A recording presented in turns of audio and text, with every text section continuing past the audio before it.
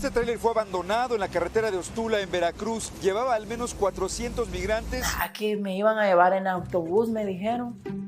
Cuando ya usted está allí, súbete, súbete, súbete. ¿Y cómo le dice usted? Pero si no, súbete. Y tiene que subirse. Y nos vamos a México, en donde esta noche se recuperaron pues unos 350 migrantes.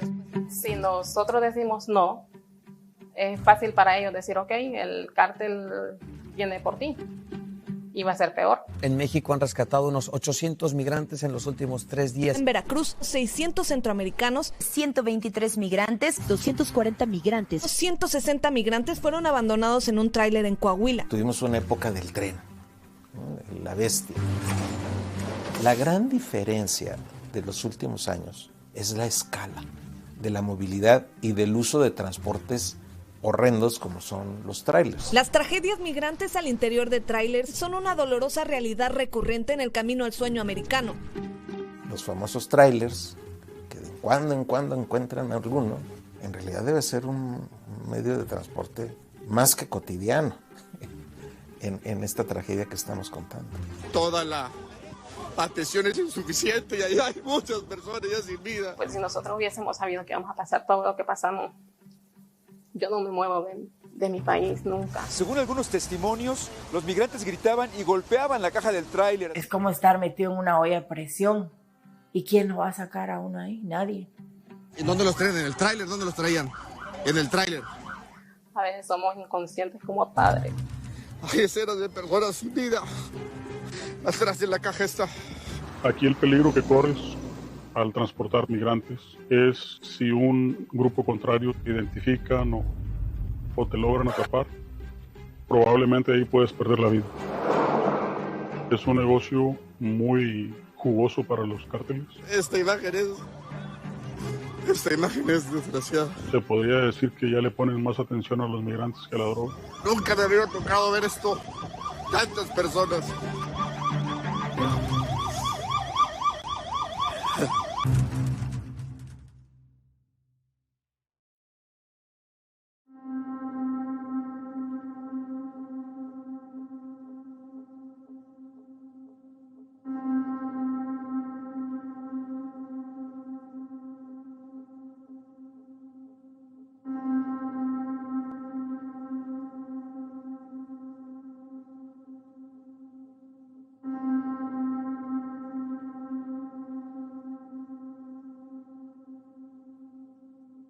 Yo soy trailero y nos ha tocado, se puede decir, la mala suerte de que nos obligan a traerlos.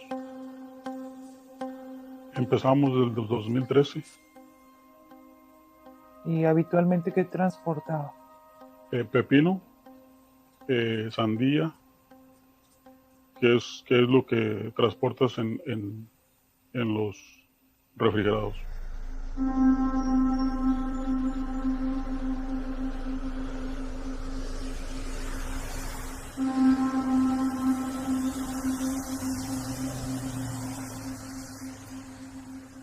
Mi nombre es Rosa Yanira Chávez. Vengo de Honduras, de un pequeño pueblo. Exactamente vengo de Armenia, Olanchito Lloro.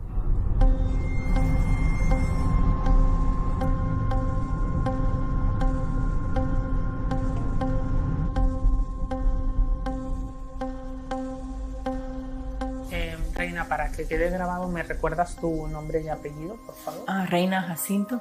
¿De dónde es usted? Yo soy de una aldea de Ipala, Chiquimula, de Guatemala.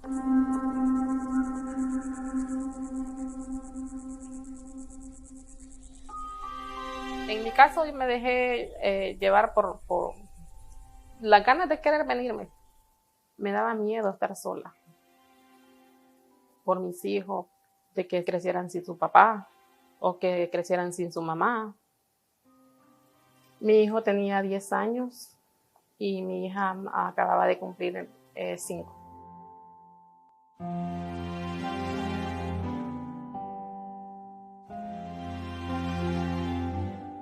Siempre hay recomendaciones de que tal vez en Olanchito hay un viajero lo dice, que es bueno, e incluso a veces hasta en el mismo lugar donde uno vive.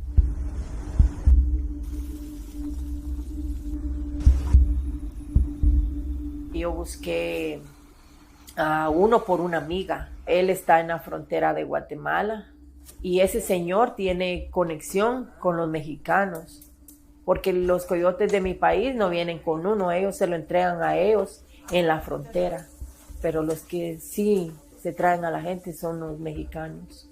Se acercan con ellos y les dicen, ¿saben qué? Nosotros tenemos un transporte seguro hasta la frontera de Matamoros o Reynosa, pero tienen que pagar de $13,000 a $13,500 por persona.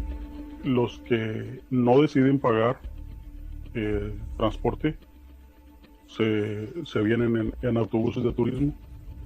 Por eso regularmente se ve en la carretera que la Guardia Nacional los tiene detenidos, porque ellos no vienen con permiso.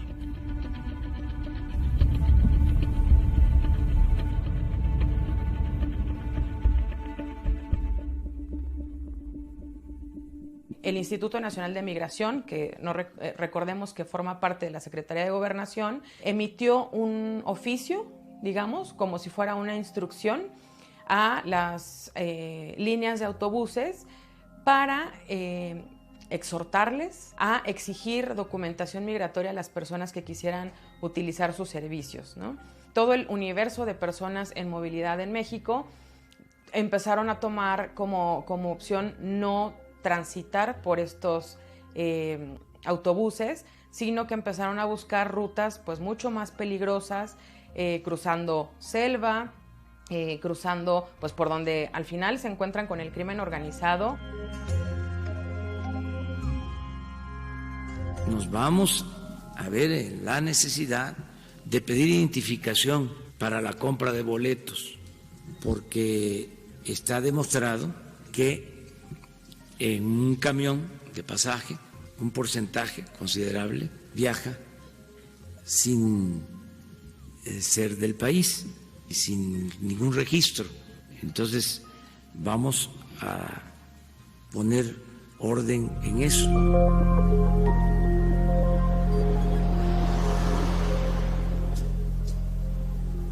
Cuando entrevistábamos a las personas era como escuchar la misma historia 351 veces. No me querían vender los boletos de camión, me los vendieron carísimos, me pararon, me extorsionaron y en algunos casos me secuestraron, me violaron, me quitaron todo lo que tenía.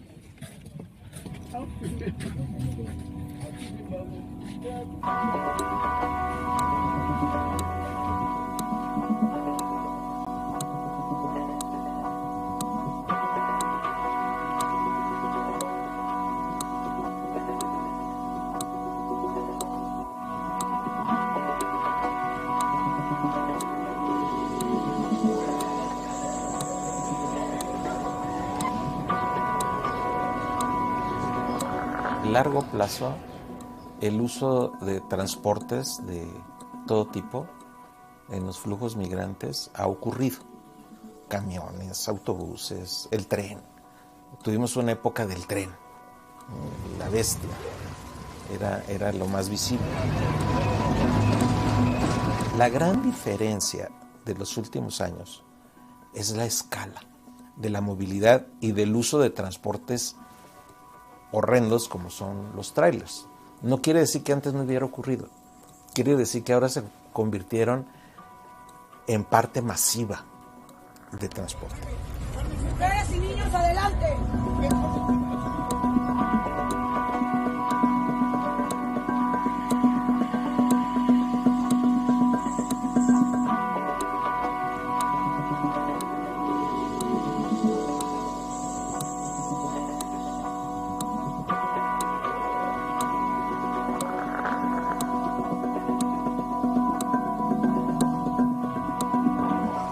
Completamente hacinados y en condiciones infrahumanas, viajaban ilegalmente cerca de 600 migrantes centroamericanos que venían en el interior de 2 trailers. Estas cajas han sido como un fenómeno novedoso para esconder migrantes de manera masiva, 50, 70, 100, 200, hasta 300 migrantes en cajas secas cerradas, poniéndoles incluso, no les importa ponerles en riesgo la vida y que se asfixien. El volumen de personas en movimiento o arribando a la frontera sur de Estados Unidos en el 18 es 4 veces menor que el que tenemos ahorita. O 5 veces en algún momento, como lo midamos. De ese tamaño es la movilidad. Y también de ese tamaño el involucramiento de organizaciones criminales, lo que les ha implicado en términos de ganancias horrendas. Y el uso masivo, por lo mismo, de transportes como trailers.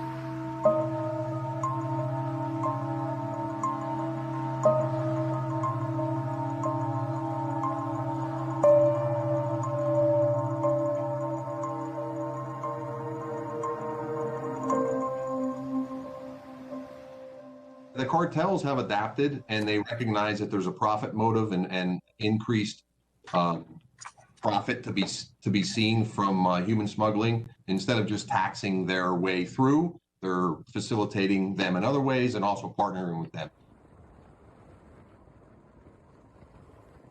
La primera vez que nos tocó estábamos en Uruapan, Michoacán. Íbamos a cargar sandía. Y llega una persona en una camioneta y nos dice, ¿tú para dónde vas? No, pues yo voy para Progreso. ¿Progreso está dónde? Está entre Río Bravo y Matamoros. Ah, ok, muy bien. Necesito que me hagas un viaje. Todo está arreglado, no pasa nada, y así. Te empiezan a echar un rollo y pues uno empieza a temblar acá por dentro, ¿va? Pensando lo peor. No hay para dónde hacerse. O los llevas o los llevas. A nosotros la persona que se suponía que nos traería nos pintó todo un panorama diferente, muy bonito, tranquilo, seguro. Se suponía de que íbamos a pasar parte de México en avión, maletas con rueditas, nos dijo él, compren maletas con rueditas. Van a pasar por el aeropuerto, nos iban a sacar unas identificaciones falsas en México. Y el resto quizás en buses o carros, pero jamás se nos cruzó por la mente ni siquiera imaginarnos, pensar de que íbamos a tener esa experiencia que tuvimos de estar por 4 días en un trailer. Según él, nosotros íbamos a estar aquí como en una semana, 10 días máximo. Y nos tomamos creo que más de un mes. Ya nos ha tocado 3, 4 veces en el año. Yo no sé qué alcance tan grande tienen que para cuando van y te ofrecen ese trabajo o que te ofrecen ese viaje, ellos te dicen, mira, si tú te niegas o si tú me traicionas o si tú cualquier cosa que no sea lo que tienes que hacer, sabemos que tu familia vive en tal parte, sabemos que esto. Y te quedas espantado porque dices, se supone que aquí donde estoy nadie me conoce. Pero ya para cuando ellos hacen eso, ya te tienen ubicado completamente. Obviamente su familia no lo sabe. Sí, no lo sabe. El señor que se suponía que nos traía a nosotros nos pidió $5,000 en Honduras. El viaje supuestamente iba a ser $10,000 por los 3.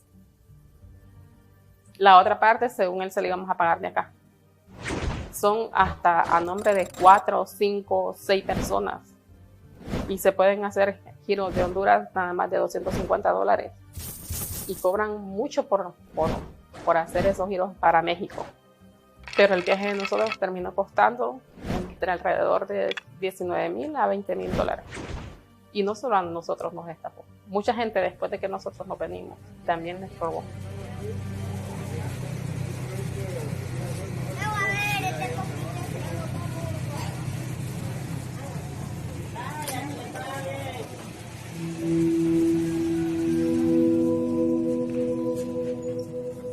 Llegamos en bus de Honduras a la frontera de Guatemala. Lo cruzamos rodeando. Después, para cruzar Guatemala, nos cruzaron una lancha, un río enorme para llegar a México. llegamos ahí como a las 5 de la mañana. Yo le avisé a mi esposo y yo le dije, le mandé un mensaje así, estoy un poquito más cerca de vos, pero no sabíamos ni nos pasaba por la mente todo lo que faltaba por vivir. Estuvimos como alrededor de 12 días en Villahermosa en una casa de seguridad. Hija, hola papi de Ahí se comentaba de que nos iban a meter en un tráiler, que el resto del camino iba a ser en un contenedor, le llamamos nosotros en Honduras, pero yo le escribí a la persona que nos trajo. Y yo le pregunté, yo le dije a él de que si era cierto eso, él dijo que no nos dejáramos llevar por lo que decían otras personas. Allí habían varios, como de varios coyotes, por decirlo así, eran varios grupos. Ahí ya se arriman contigo, tú que eres trailero, y te dicen, ¿sabes qué? Necesito que me lleves una carga a Matamoros, te vamos a pagar de primero, te pueden ofrecer de 80 a 100 mil pesos por el viaje, trayendo de 50 a 100 personas en el viaje. Pues ahí pues hablas con el compañero, le dices, hoy nos tocó la de malas y vamos cargados sin carga. Entonces ahí pues dicen, no, pues con cuidado, ya sabes lo que tienes que hacer, no te arriesgues, tratar de hacer todo lo mejor posible para no tener ningún problema.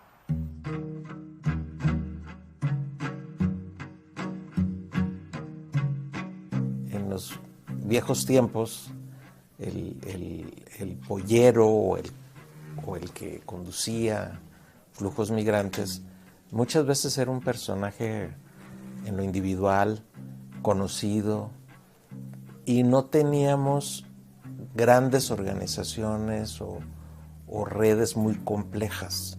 Este es un fenómeno más reciente, cada vez de manera más grave porque se cruzan con organizaciones de tráfico de drogas.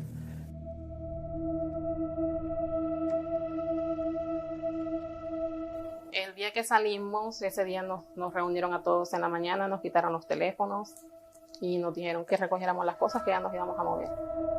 Le dan a uno unas pastillas para que no vaya al baño. Ellos lo dicen con palabras feas. Y nadie se puede bajar. Entonces se la tienen que tomar para que no vayan. ¿Los niños también? Sí. Sí. ¿Usted sabía que iba a subirse a un tráiler? No. Nunca. Eso no se lo dicen a uno. La primera vez yo no sabía. La segunda sí me arriesgué. Y la tercera también. Aquí me iban a llevar en autobús, me dijeron. Y que íbamos a pasar en un carro, me dijeron, ¿verdad? Iban a pasar en un carro por grupos para pasar el retén de soldados. Eso fue lo que a uno le dicen allá en su país, ¿va?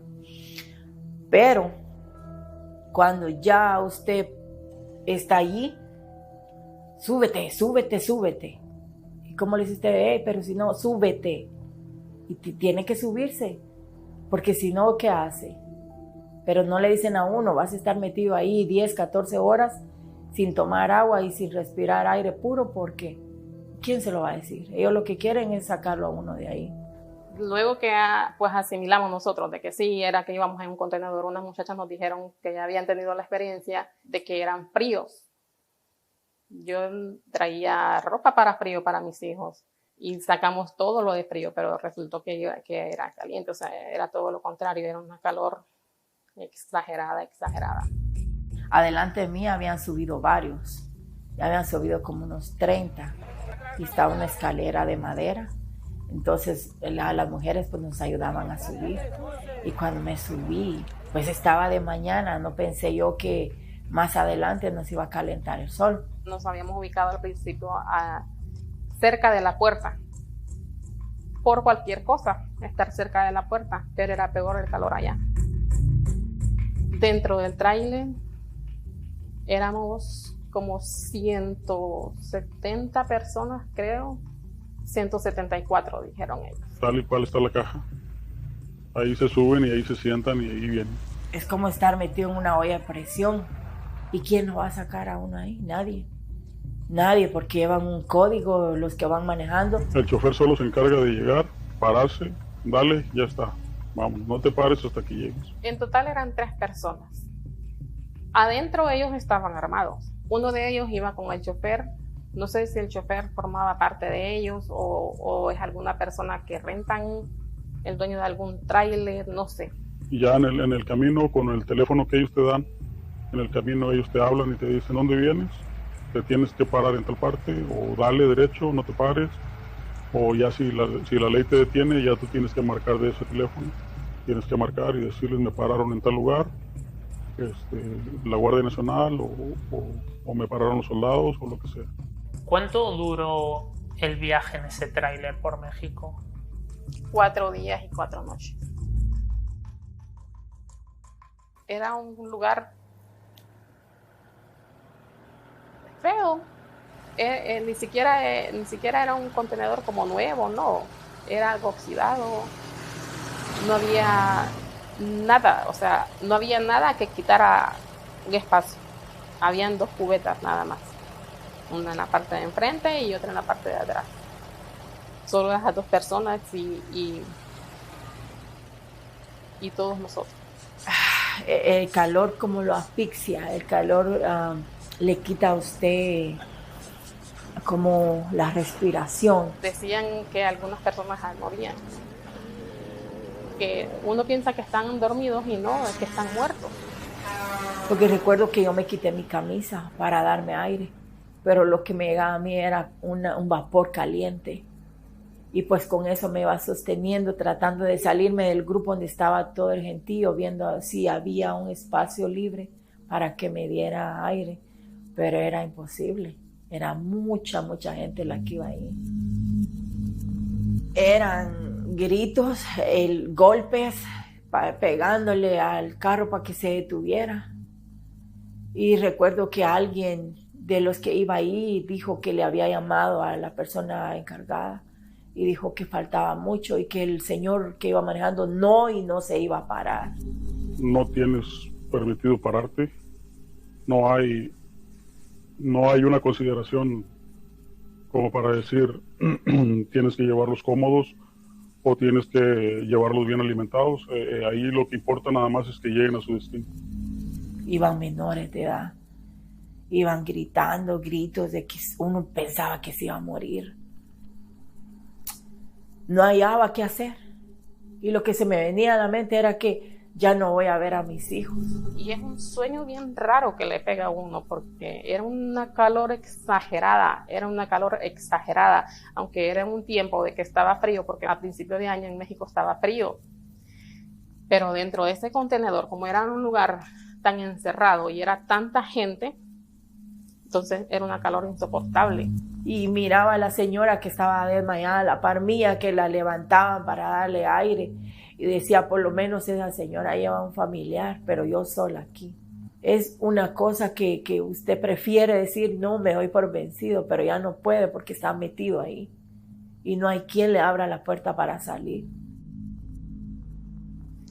Como era tan sofocante la calor, pienso yo de que un bebé como de 2 años empezó a llorar. Yo hablaba con mis hijos, no vayan a llorar, ya vamos a llegar. Entonces le dijo la persona a la muchacha, o lo callas tú o lo callo yo. Cogió el niño así, no sentado, lo colgó. Y el niño solo se parecía como que se iba a asfixiar. Fue como por algunos 3 minutos que tuvo al niño así. O a un bebé de 2 años a 3 años. El niño, después de que se lo entregó, de que arrancamos, se durmió totalmente, como que era de tanto que luchó o lo que lo tuvo tanto tiempo apretado, se le durmió a la mamá.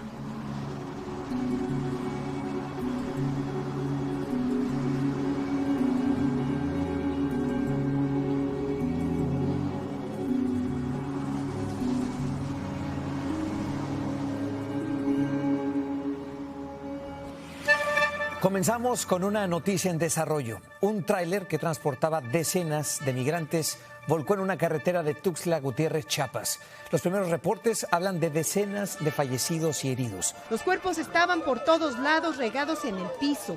Eran migrantes centroamericanos que viajaban a bordo de un camión, que esta tarde perdió el control y dejó al menos 50 muertos.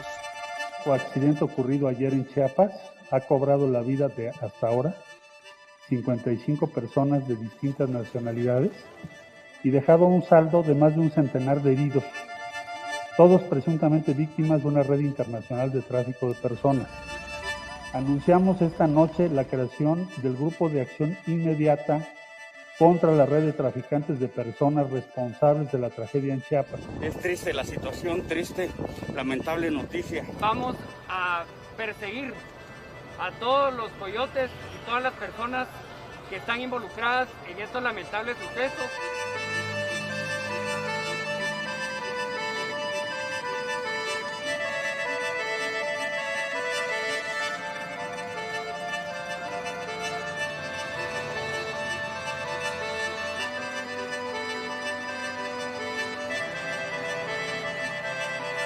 Nosotros somos muy respetuosos de la legislación mexicana y de momento no hay ninguna fuerza multinacional que esté operando para asestarle golpes, digamos, a estas bandas que se dedican al tráfico de humanos. Esa fuerza multinacional no existe. Por lo menos Honduras no forma parte de esa fuerza multinacional de investigación o de combatir este flagelo.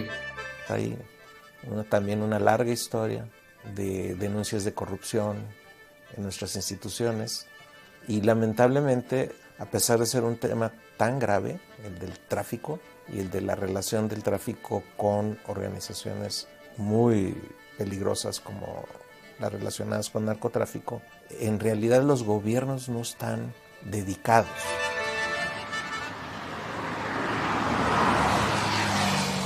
Tendríamos que tener una fiscalía que sea capaz de hacer investigación en contra de otra institución pública.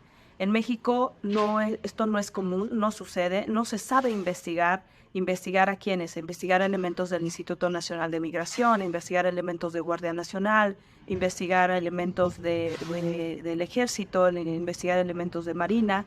Se piensa y se sabe que prácticamente cuando son funcionarios son intocables y no se permite a la gente del Ministerio Público que lleve a cabo una investigación de verdad autónoma. El que llegue a pasar un tráiler con 100 migrantes en un territorio donde está el Instituto Nacional de Migración, Guardia Nacional, Ejército, Marina, es imposible que nadie sepa que ese tráiler lleva 100 migrantes.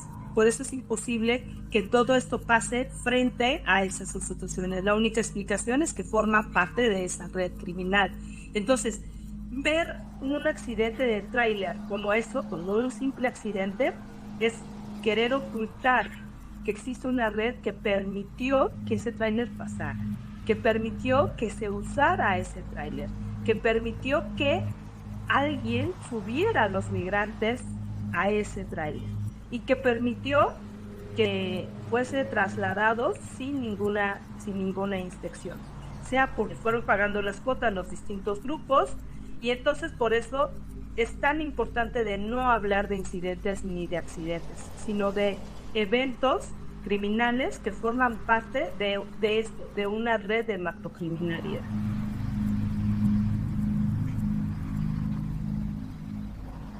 Viajar en cajas cerradas de trailers, obviamente muy riesgosa porque ha habido experiencias de muertes masivas, de aseguramientos masivos, que la autoridad migratoria llama rescates. No son rescates, son detenciones, o en su caso puesta de dedo de grupos delincuenciales que no pagan cuotas o que no le pagan a la propia autoridad migratoria y que los detienen.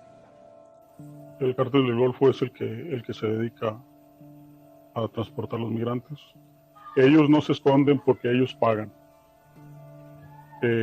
A la Guardia Nacional se le pagan 500 pesos por migrante. Las veces que te detengan. Pueden ser 3, 4, 5 veces que te detengan. A veces no te detienen, entonces puedes circular libre. Donde tienes que pagar es en los soldados. Ahí tienes que pagar 500 pesos por migrante también. Si no quieres pagar, pasas en la madrugada y si migración te descubre, tienes que darle 1,000 pesos por cada migrante. Ellos no te van a detener, los migrantes, más sí tienes que pagarles una cuota para pasar. El gobierno lo sabe y como le digo, la mayoría, la llamada cuota para poder pasar, la mayoría la acepta.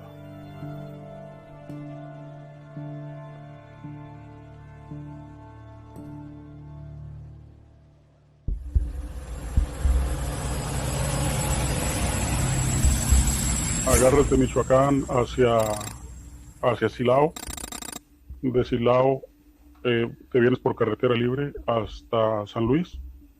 De San Luis agarras el libramiento de San Luis y llegas a El Huizache o al entronque con Matehuala y te vienes de Matehuala hacia el entronque Ciudad del Maíz y Tula, que es la carretera libre. Ya de ahí pues ya agarras para acá, ya es carretera libre para acá, para dentro del estado. Regularmente te dicen que pases a lo que es en la Buenos Aires, en la Y, mejor conocida, que pases entre 2, 3 de la mañana, porque a esa hora es cuando migración no está. De hecho, a veces cuando está muy pesada la carretera, o que te dicen, ¿sabes qué?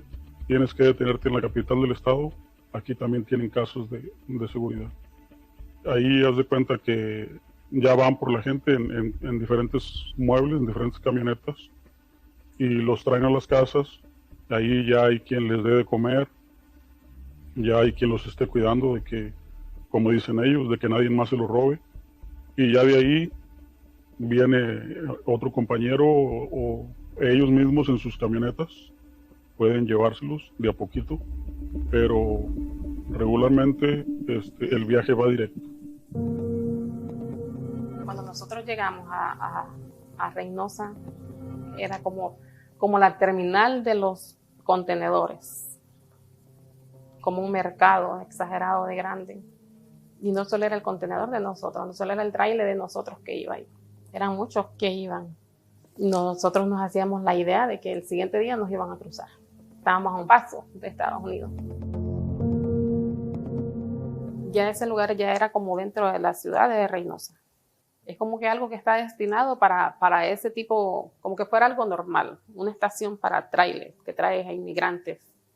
Es como en una ciudad que haya un mercado ya viejo y hagan un mercado nuevo y esté el mercado viejo que ya casi que no se usa como mercado, pero lo pueden estar usando para eso. Pues cuando ya nos entregaron a la señora que nos entregaron y que ella empezó a extorsionar, ella era la que más nos amenazaba a nosotros. Y nos decía de que la puerta está abierta de un día. Ustedes quieren irse, ustedes pueden irse. Pero dijo ella de que todo mundo trabaja para el cártel. Y si no trabajan para el cártel de que ellos trabajan para otro cártel. Entonces, por miedo nunca nos fuimos de ahí.